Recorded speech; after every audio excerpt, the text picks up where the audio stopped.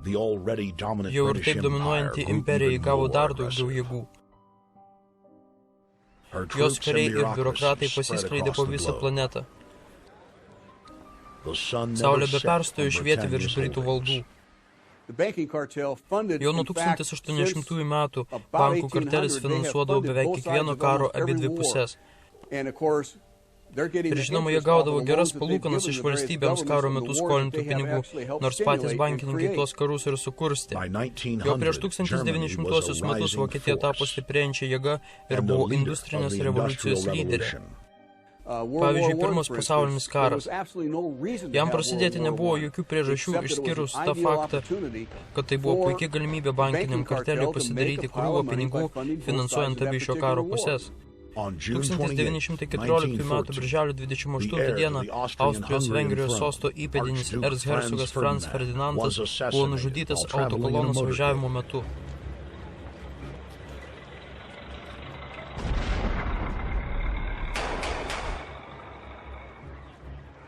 Juodoji ranka susijusi su serbų slaptąja bendruomenė ir britų žvalgyba leido žinoti apie save. Prasidėjo Pirmas pasaulinis karas.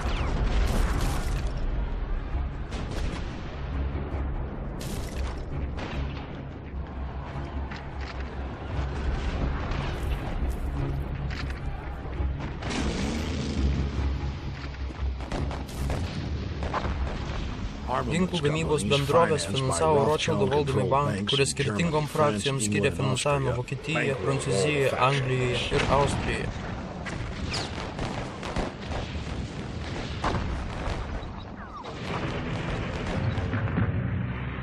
Mažiausiai 20 milijonų žmonių žuvo per šį karą. Konfliktas buvo tiek baisus, kad žmonės prisiekė daugiau niekada nekariauti. Žmonės jį praminė karų skirtų pabaigti kitiems karams. Klausimas yra, kodėl jie norėjo karo. Na, visų pirma, tai yra pinigai ir galia, bet antra yra tai, jog jie norėjo sukurti tautų lygą. Jie apie tai galvojo jau labai ilgą laiką, ko pasekoje, kai pasibaigė karas, jie pradėjo siūlyti šią tautų lygos idėją, kad neva taip daugiau niekada nepasikartotų.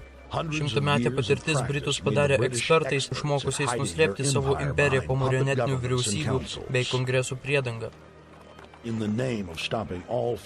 Kad ateityje nepasikartotų panašus konfliktai, buvo pasiūlyta sukurti tautų lygą.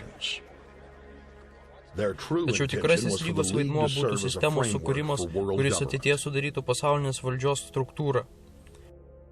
Prezidentas Woodrow Wilsonas 1913 metais Jungtinėse valstijose inicijavęs privataus federalinio rezervų įsteigimą smarkiai palaikė nutarimą sukurti tautų lygą. Woodrow Wilsonas buvo labai naivus prezidentas. Jis buvo eilinis koledžo profesorius, kuris buvo įveltas į visą šią sistemą. Tautų lyga susirinko Paryžiuje 1919, tačiau dauguma tautų suprato, jog tai kelia grėsmę jų suverenitetui ir atsisakė įstoti į lygą. Nusivylusi JAV kongreso atsisakymų įstoti į tautų lygą, Britų žvalgyba padedama Rockefellerių šeimos 1921 metais Niujorke įkūrė Užsienio reikalų tarybą CFR.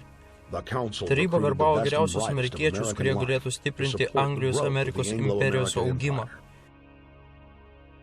Užsienio reikalų taryba iškėlė savo misiją panaikinti visas pasaulio valstybės, siekiant įtvirtinti visagalę pasaulinę valdžią, kurią valdytų mažas elitas. Iki 1930 pasaulinės valdžios iniciatoriai persiskirstė į dvi tarpusavį sujungtas stovyklas. Fabiano socialistai įsikūrė Londone ir fašistai Italijoje bei Vokietijoje. Nacionalinis socializmas, pasitelkdamas į pagalbą revoliuciją, sukurs naują pasaulinę tvarką, Adolfas Hitleris. Fašistų rėmėjai Jungtinėse valstijose bei Anglijoje tikėjo, kad reikės pasinaudoti kariuomenę, kad greitai transformuoti pasaulį į naują pasaulinę tvarką. Nors tuo tarpu labiau užprusę socializmo specialistai teigia, jog norint užtikrintai prieiti prie pasaulinio dominavimo, būtinas ramus laipsniškas augimas. Šlovės medalio turėtojas majoras Smedlijos Butleris 1934 metais viešai demaskavo plėšikų magnatų ketinimą įvykdyti karinių Jungtinių valstijų vyriausybės perėmimą.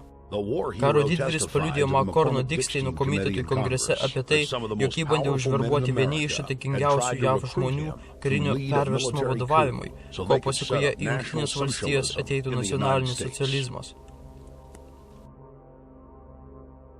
Užrašas: generolas Butleris apnuogina fašistų sąmokslą. Aš pasirodau prieš Kongreso komitetą, kuris yra aukščiausia Amerikos žmonių atstovavimo instancija, kad po priesaiką paliudyčiau, ką žinojau apie veiklą, kuri mano įsitikinimu galėjo privesti prie fašistinės diktatūros įsigalėjimo.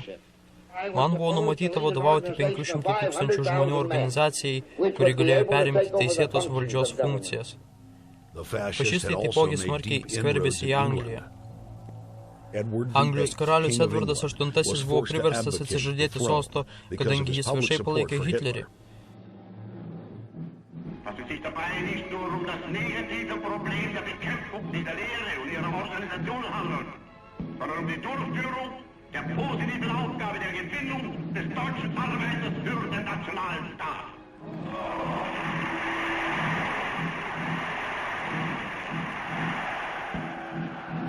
Nors vokiečių vadovaujama fašistų stovykla ir buvo stipri, Fabijanų socialistų blokas sugebėjo perimti valdymą JAV, Rusijoje bei Anglijoje.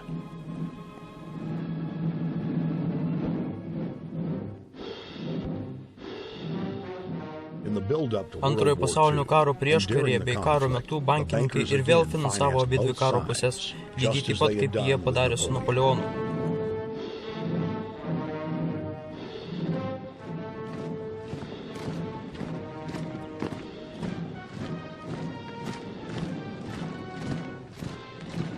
Kartu su Trečiojo reicho kilimu ir žlugimu Europa tuo pat metu tūnojo griuvėsiuose.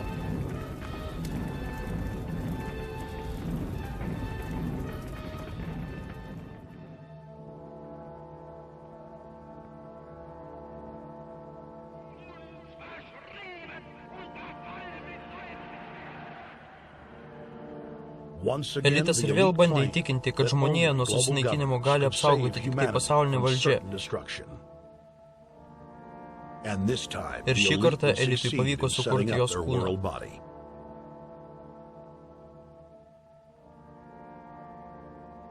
1945 metų balandžio mėnesį San Francisko jūrų laivyno bazėje antro pasaulinio karo nugalėtojai įsteigė Jungtinių tautų organizaciją. Netrukus Niujorke buvo įrengtas Jungtinių tautų organizacijos kompleksas, pastatytas ant žemės valdos, kurią padovanojo Johnas D. Rockefelleris. Neužilgo, kai elitas įrengė Jungtinių tautų būstinę JAV, naujai suformuota pasaulio taryba greitai pradėjo darbuotis ties tolimesnių planų įgyvendinimu, palaipsninių kontinentinių supervalstybių formavimu. Pirmas žingsnis jų trišaliame plane buvo Europos Sąjungos sukūrimas. Suvienyti Europą buvo bandyta daugelį kartų, tačiau visi tie bandymai buvo itin nepopuliarūs. Ko Napoleonui ir Hitleriui nepavyko įgyvendinti jėga, tą globalistai pagaliau sugebėjo padaryti slapčia. Britai inicijavo Europos tarybos formavimą 1949 gegužės 5 dieną. Londono sutartyje buvo teigiama, jog tai yra prekybiniai ryšiai tarp Europos tautų, panašiai kaip nafta ar GATT Šiaurės Amerikoje. Tačiau tikrasis tikslas buvo Europinės supervalstybės formavimas. Mes turėsime pasaulinę vyriausybę ir nesvarbu, ar jūs to norėsite ar ne, per karą ar per susitarimą. Džeimsas Warburgas. 1954 metais planetos elitas susitiko slapta viešbutyje Bilderberg, Osterbike, Olandijoje. Bilderbergerio grupė vėliau prisipažino, jog misija yra Europos Sąjungos įkūrimas.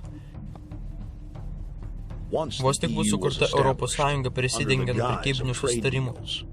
Toliau iškart seks Šiaurės Amerikos ir Azijos sąjungų formavimas. Trys susijungusios supervalstybės suformuos pasaulinės valdžios brandulį, o tuo tarpu Jungtinės tautos tarnautų kaip pasaulinis reguliuotojas ir jėgos organas skirtas kontroliuoti trečio pasaulio šalims. Bilderbergerių grupė susideda iš aukščiausių vadovų, kontroliuojančių apskrito stalo grupės, kurioms paskirta valdyti pavienės valstybės. Įsivaizduokite elito jėgos pasaulinę struktūrą kaip didelę piramidę, kur ant smaigalio pačiam viršui yra elitas tarp elito. 19 Ši grupė buvo tokia slapta, kad iki pat 1980 metų visa jų pačių kontroliuojama korporatyvinė žiniasklaida tiesiog neigė šios grupės egzistavimą.